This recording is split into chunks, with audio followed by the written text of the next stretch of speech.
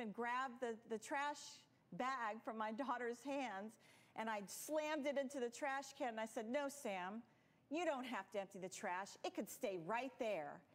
And then Yvonne was standing there. She had been cutting this dog food up with a knife, and she held the knife up like that in front of me, like, "Make me." And so I pressed in, and she pressed in, and the next thing I knew, the knife was pressed against my forehead. Yeah, we're going to circle back to this.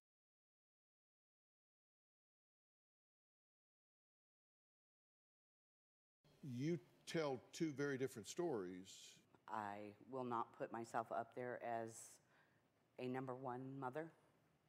I have let them down, but I believe that we need to move past this.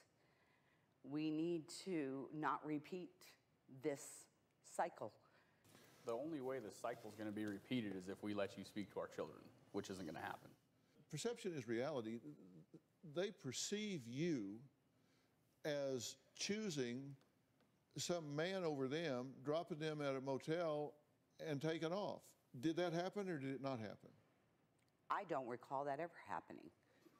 Maybe it's blocked out. Wait a minute. You don't. That's not something you got. Like, let's see. Did I wear a blue shirt or a red shirt? Dropping a man. That's when our grandpa pick us up.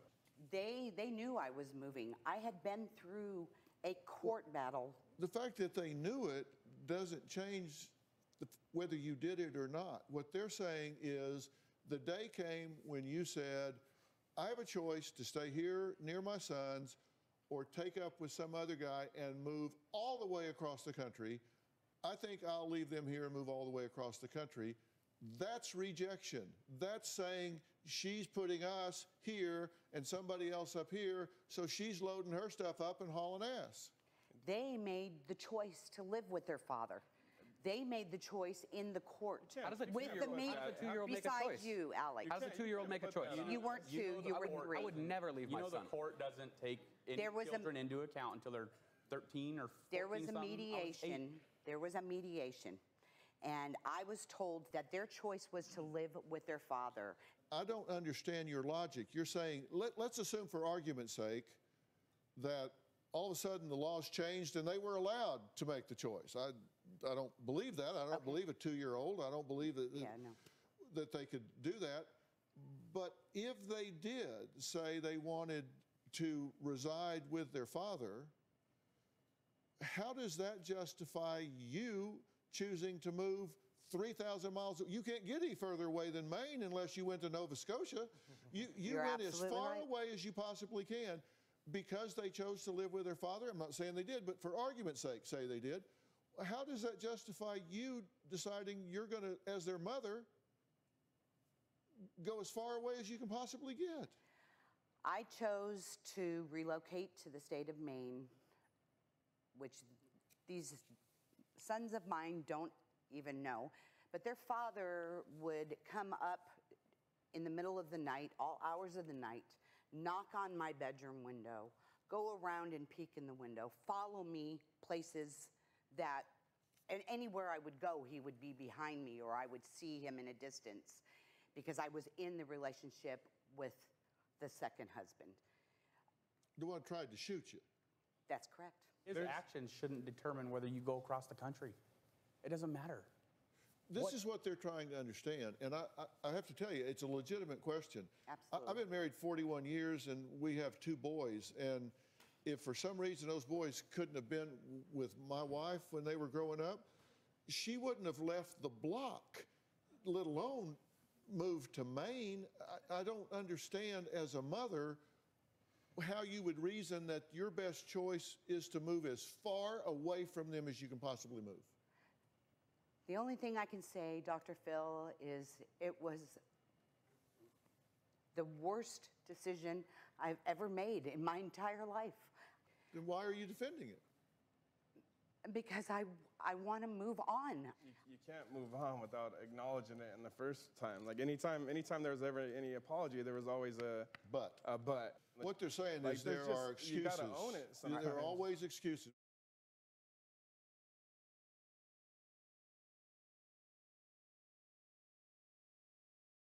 Taking the three of you separately and then putting it all together, I made a list of her questionable behaviors according to you. And let's see if I've hit the main things. You said she abandoned the three of you at ages 3, 8, and 10, that she took you to a Motel 6, dropped you off, said, I'm leaving, somebody's going to come pick you up.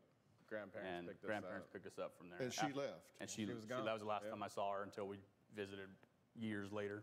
But that was her departure when she was going off with this other guy. Starting a Yes. family, yes. Okay. She breaks promises. Yep.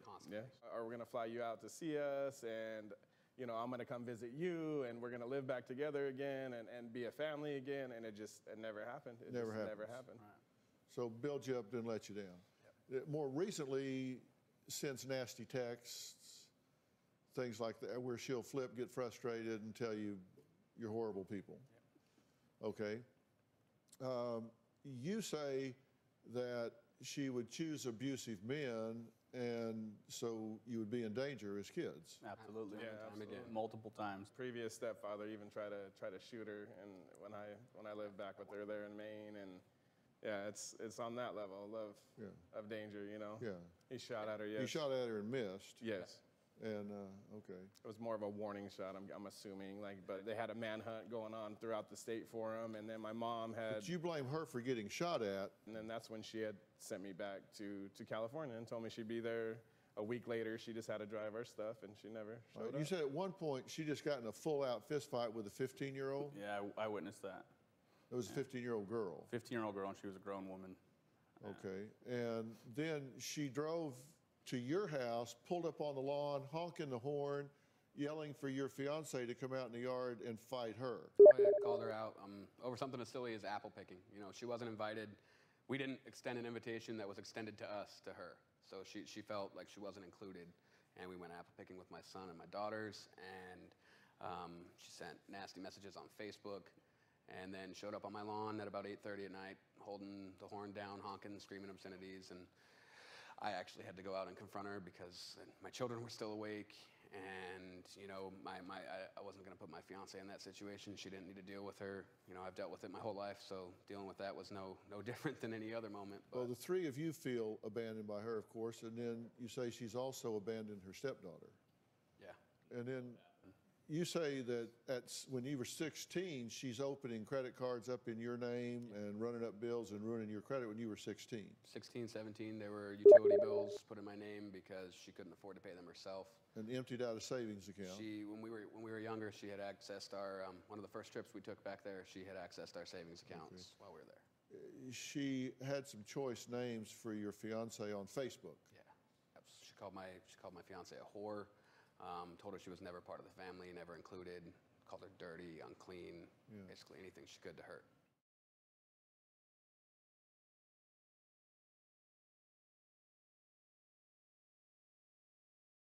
What they're saying to you is, I said, why did you do it? You said, it's the worst mistake I've ever made in my life. You haven't said that to them without following it up with a but. You make excuses. I made a list of them. You said, I was in an abusive marriage, so I did the best I could for them when they were younger. Abuse with my husband got bad, so my visitation slowed down. It's probably better that they weren't around anyways. They would have witnessed the abuse. I've had a lot of health issues and surgeries to prevent me from traveling. I would have been there, but I couldn't. I had 2 new small babies and money was tight. I never promised anything, so I can't even call it broken promises. It was more of broken follow-throughs. My sons never listened to my side of the story. I requested an expedited custody hearing because I was worried, and it got turned around on me. I officially lost the kids because the judge asked them, who do you want to live with? The kids despised my husband so much, they chose to be with their dad. It just goes on. I didn't get into detail with these kids about my relationship with their father because I didn't feel that it was necessary for them to hear the beginning of our marriage to the end. I've bits and pieces.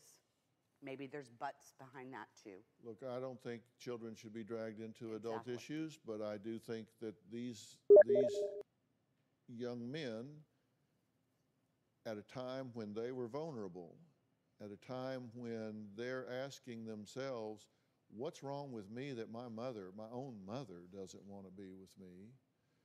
And they get these messages, hey, your Christmas presents are in the mail, but the mail lost them.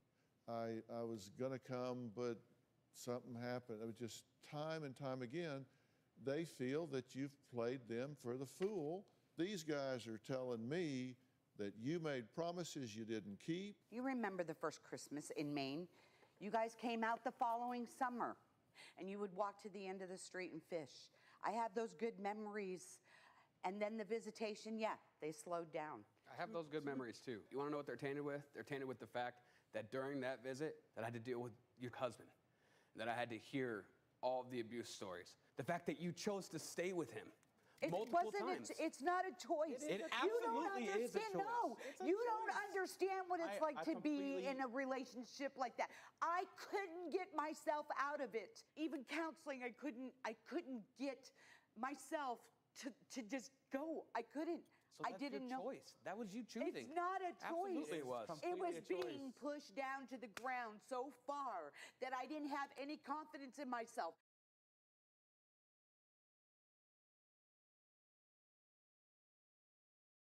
Shayla's entire world completely fell apart. She was no longer able to work and had to resign from her job. Child Protective Services got involved. Her daughter was emancipated and her son lives with his father and also spends time at our home. I do not feel like, when it comes to my children, that I have not ever made a mistake. I believe that if I were to say that as a parent, that I would look like a complete dumbass. Oh my God. She couldn't pay any bills. We paid her bills. She was found evicted from her home. It's heartbreaking. When I look at what she does and how she acts. What is wrong with your mind, and why do you not believe anything I say or believe any doctor that I've ever been to? I feel like she's crazy. You took the darn. So back to that conversation. Let's not get off track, please. It's hard to be around her. You know what, Mom? That is what you believe. It's the That truth. is why. I think she's a ticking time bomb. You are the one that can't get it through your thick head. And I've had plenty of psychologicals, and I do not want to sit here and talk about the damn medication. She's hit Sandra with her fist in the head numerous times. Once during her temper tantrums at my home, she actually pinned me down. I was accused of putting my mother in a chokehold. I didn't. I restrained her arms, and I'm not certified in restraining. I heard Sandra hollering, Bobby. I just had to get her off. I just reacted, and I just shoved Shayla away. At this point, Shayla's not welcome at our home. We're at our wits' end now. At this point, I don't know what to do. Okay, it's good to meet you. You say you think that she's a ticking time bomb. What do you mean? We don't know what she's going to do or when. You have a conversation and you don't know if she's fixed to explode, if she's going to get mad, how she's going to take it. And you're walking on eggshells when you talk to her. And I don't know her and did not know her in the past, so this is dramatically different than who she was in years past, right? Yes, sir, it is. It's totally different. Okay, so what was she like before this change of events? We see pictures of her, and she looked happy, she looked calm. She was a good mother. She took good care of her kids. would you consider her to have been a happy person? Yes, very happy. You say no? No, absolutely not. She's always been miserable. I think it was her either 10th or 12th birthday party of her granddaughter. She came in there and had a big fit, spit in my face, slapped me, and this is on her 10th or 12th birthday. This is her child's birthday party. So that would have been 7 years ago. Yeah. Well, So yeah, 2013 would have been 4 years ago, so this was 7 years ago. Yeah, her anger and her deceit goes way back. So you're saying she's kind of taking a Pollyanna view at this, that it was really worse than what she wants to remember. Yeah. Okay. All right. Yeah, absolutely. It's like, oh no, Shannon's not coming over, please. Okay. You know, Yeah, okay. No, please, no. All right, so what we're seeing now that we weren't seeing before, I mean, let's talk about some of these behaviors. She's poured flour and milk on the floor for different reasons. Flour to get rid of dust, milk to get rid of what? Bugs. Bugs. She gets up in the middle of the night and goes outside and trims bushes and pulled weeds. Yes, which that was is, 4 years ago when it all started. Okay. She has accused the family of putting monitors in the home. Yes, She's been banned from the school. from 2 schools. And one of the RV parks that we were going to put on her trailer, she got kicked off before she moved in. And this RV you're talking about, she's destroyed that. Totally 2 times. Okay, and you can see the pictures here, and this is just destroyed because it was in good shape before. We totally redid remodeled it.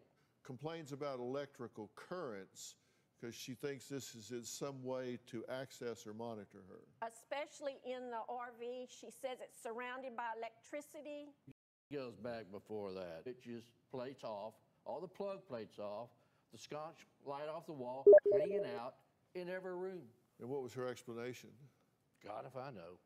And Some kind of electrical goomy or heebie-jeebie or I don't know what the heck you call She it. says she sees things in nature that others don't see. yes. And she accuses people of stealing her things, including Adderall, refuses to get a job, says everyone is mean and lies to her, and she blames you for all of it. for every bad event. in her Everything life. is my fault.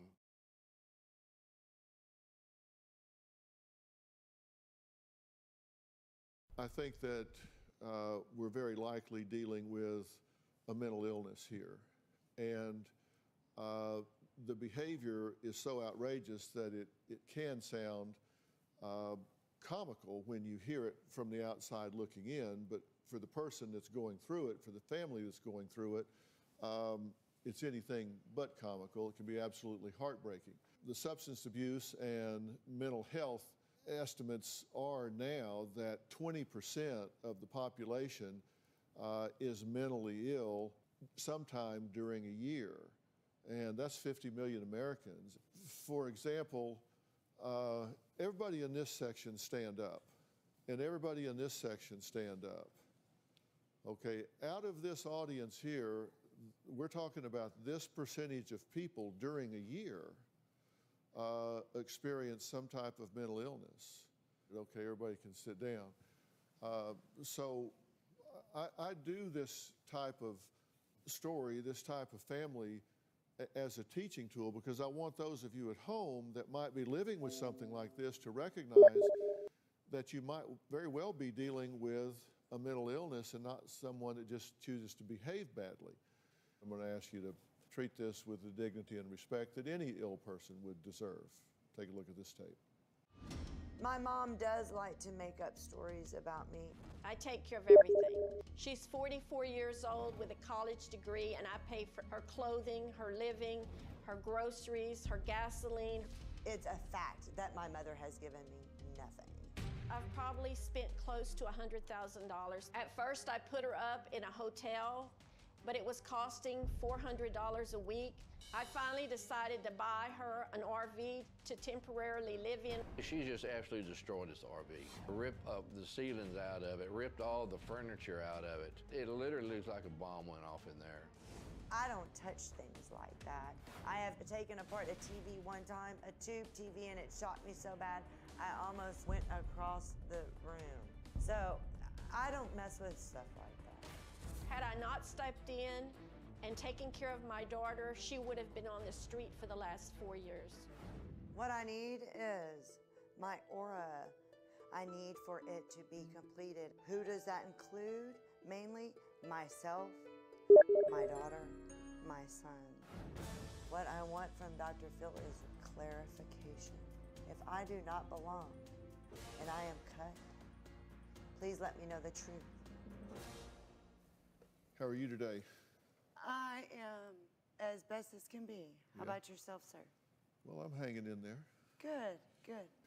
How's your life working for you? How are things going? I've had issues with my parents. I've had plenty of issues with my family. And for the first time, I have had my children missing out of my life, which is an extremely, extremely important part of my life. So, But you dropped your sons off at our front door, though, right? I will answer that for you. Thank you for asking. You're welcome. Okay, let's answer then. I brought my son there, and I brought him there for one purpose and one purpose only. And what? And that is because. You couldn't take care of him. Absolutely You had no job, you had no not. take I'm care of sorry, him. but I am speaking, and I you would did like not- for you to allow me. You did not. Well, let her answer. Let her answer. Go ahead. I brought my son to your door because he is crying and saying, Mom, well, everyone at the school says that you use drugs, that you are, and I don't even know what drugs are.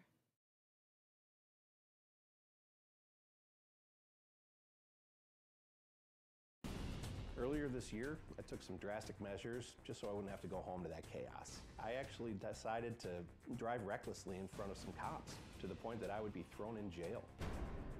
I tried speeding up and tailgating them, but they never pulled me over. I was trying to get arrested so I could avoid the chaos at home, even if just for one night. It's a nightmare. You say you're to the point of exhaustion. You say, I don't know what else I've got to give here. You're out driving recklessly around a cop to just spend the night away from home and get some rest. I'd recommend Holiday Inn Express or something.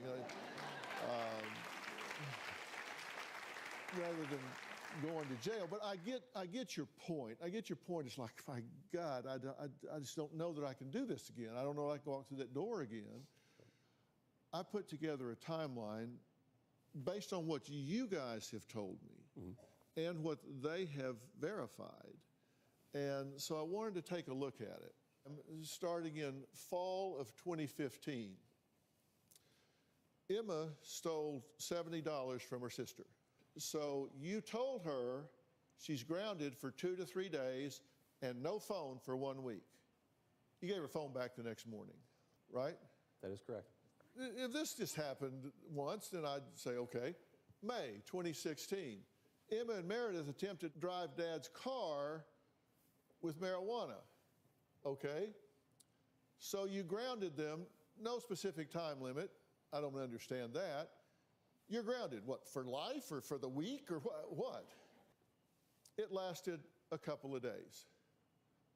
They're taking the car without permission, drugs involved.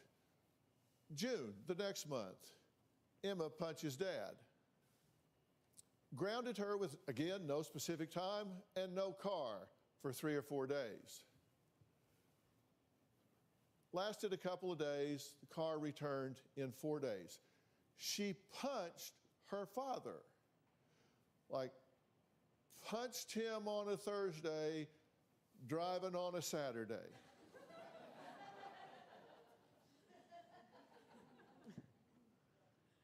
Seriously? Okay, same month. Emma stole Grandpa's medication to sell it. Grounded her with, again, no specific time limit, no car or phone. Lasted a couple of days. Car returned the next day, also gave the phone back the next day when she threatened self-harm. She steals drugs to sell to buy other drugs. And she's grounded, no car, no phone, but gets them back the next day. Tell me why. Well, if we knew how to stick to punishment and have them stick to it without harming themselves, we wouldn't be here. We don't know how. Clearly, we don't. Well, you know, I've been in this profession for, oh God, 45 years, I guess. I had hair when I started. That's how long I've been doing this. And I've always had a rule. If I was in private practice for a while, and I had to deal with patients. And that is, we can do this on an outpatient basis unless you talk about suicide, attempt suicide, or you threaten self-harm. You do any of those three things, I'm taking you out of the game. I will Baker Act you, I'll 5150 you, I'll do whatever. You want to threaten me, I'll take you out of the game. You are just that simple.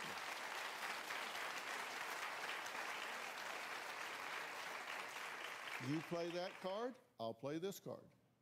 There have been half a dozen outpatient hospitalizations and at least 3 inpatient hospitalizations. So we're not ignoring those statements. And then we finally had to make the rule where if you say, I'm going to kill myself, whether you're saying it for attention or you're saying what is your point?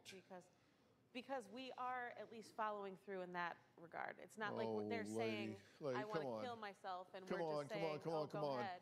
You give her back the phone the next day, give her back the car the next day. You come here, okay, she stole over $500 of makeup from a store. You made her remove social media and her phone and took the car away. Lasted for a couple weeks, car returned the next day. August, Emma twisted Jen's wrist. Okay, so you're getting in a fight. You grounded her, no time limit, no phone. Lasted a couple of days, phone back the next day. I mean, it just goes on and on and on and on until we get up till now.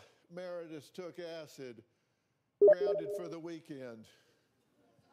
July 17, Emma and Meredith backed into another car, told to go straight home, but went out to the beach party anyway. Told them no car or phone for 2 or 3 days.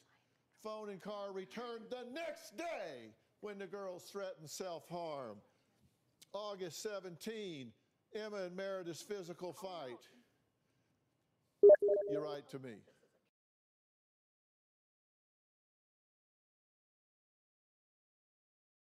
She steals your father's pain medication, so he's without pain medication, sells it to get drugs. Yeah. And so they sit back and decide whether the punishment's okay or not. If it's okay, they'll tolerate it for a day or two, and then enough's enough. Yeah. Okay, a year later is when she punches Grandpa in the face, yes, knocks his glasses off and yes, all. So obviously she learned to respect him absolutely over that deal. Okay. Yeah. Took the car at least 10 times without permission. Yes. Correct? Steals money to, again, buy marijuana. Yep. Would you say she's addicted to the drug, can't function without it? I would say yes, she's definitely addicted. She's said as much. Not that she's addicted, but that she needs that to function on a normal level. How do you feel about that? It's heartbreaking. She